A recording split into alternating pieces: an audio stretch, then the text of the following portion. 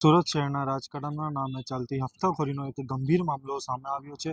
ભ્રષ્ટાચાર વિરોધી હોવાનો દાવો કરનાર હવે જ ખંડણીખોરના આરોપોમાં ઘેરાયા છે.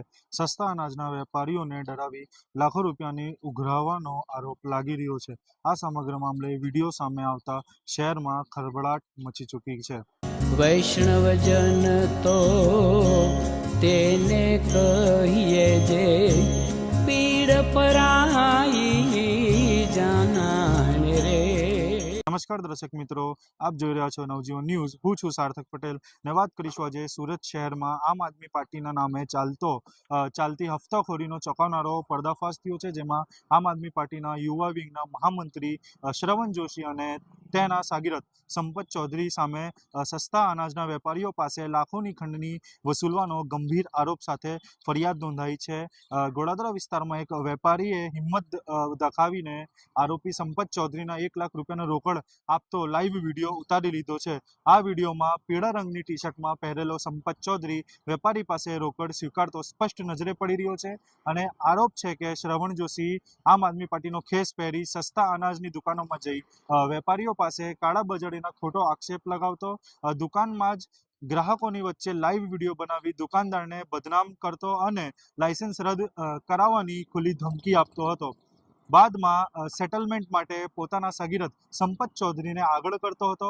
વેપારી પાસે દર મહિને 25,000 રૂપિયા હપ્તો નક્કી કરવામાં આવ્યો હતો અને એક સાથે 10 જેટલી દુકાનો પાસે 3.5 લાખ રૂપિયા વસૂલવાની યોજના બનાવાઈ હતી. કંટાળેલો વેપારી આખરે આરોપીને રંગે હાથ પકડવાનો પ્લાન બનાવ્યો. વાયરલ વિડીયોમાં સંપત ચૌધરી કહેતો સંભળાય છે કે પૈસા પહોંચી જશે તો તને કોઈ તકલીફ નહીં આવે. અન્ય વિડીયોમાં જે શ્રવણ જોશી કહેવા પર હપ્તા વસૂલવાની ખુલ્લી કબૂલાત પણ કરે છે. લીંબાયત વિસ્તારની અંદર આમ આદમી પાર્ટીનો યુવા મહામંત્રી છે શ્રવણ જોશી, જે પોતે વારંવાર સસ્તા અનાજની દુકાનો ઉપર જતો હતો અને ત્યાં જઈ અને એ લોકોને કેમ તમે અનાજ ઓછું આપો છો, કેટલું આપો છો, શું છે એ બાબતે પ્રશ્નો પૂછતો હતો, એમના વિડીયો બનાવતો હતો અને ત્યારબાદ તે જે છે પોતાના ફેસબુક પેજ ઉપર અપલોડ કરતો હતો.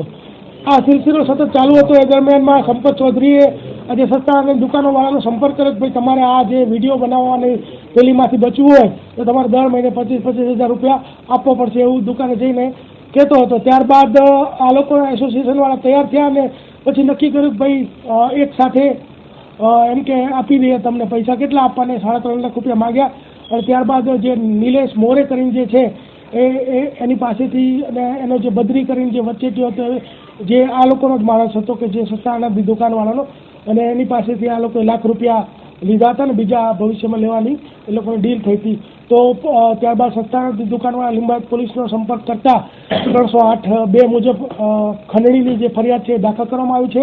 શ્રવણ જોશી અને સંપત ચૌધરી એ 2 વ્યક્તિની ધરપકડ કરવામાં આવી છે. શ્રવણ જોશી કોણ છે, હોદ્દો શું છે, ક્યાંનો?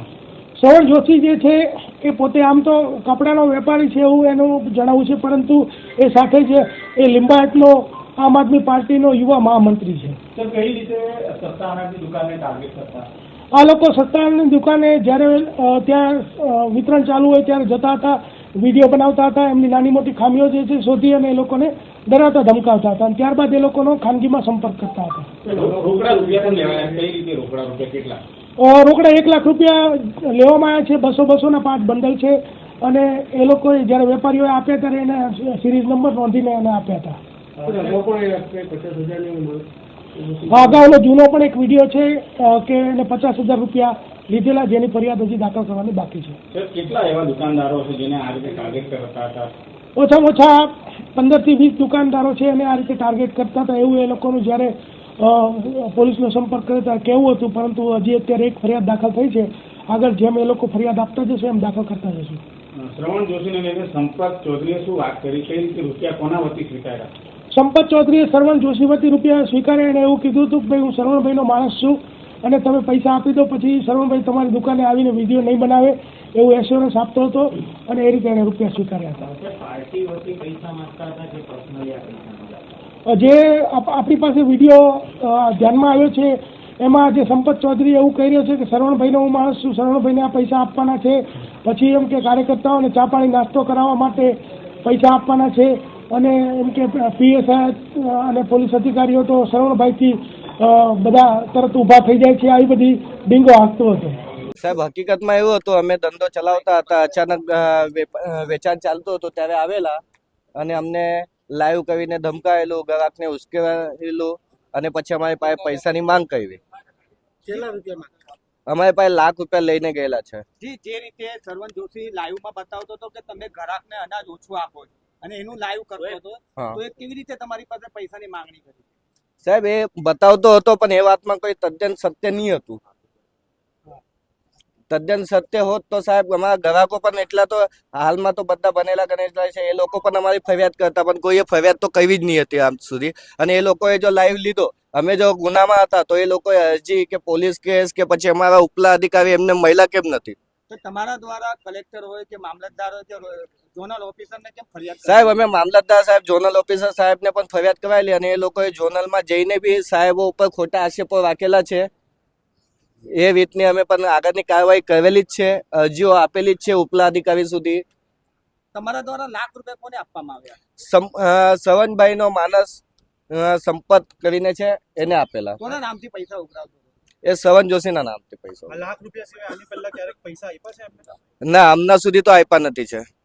અને અત્યાર સુધીમાં ₹1,50,000 વસૂલ્યા હોવાની વાત કરે છે. લિંબાયત વિસ્તારમાં રહેતા દુકાનદાર નિલેશ મોરેએ સમગ્ર હપ્તાખોરીને સામે અવાજ ઉઠાવ્યો છે અને કાળાબજારી કરનાર કહી અપમાનિત કરવામાં આવ્યા હતા અને દુકાનને તાળા મારી દેવાની ધમકી પણ આપવામાં આવી હતી.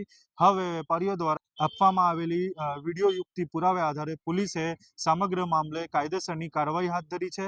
ભ્રષ્ટાચાર વિરોધના બહાને ચાલી રહેલી આ હપ્તાખોરીએ રાજકારણમાં ભારે ચર્ચા જગાવી છે.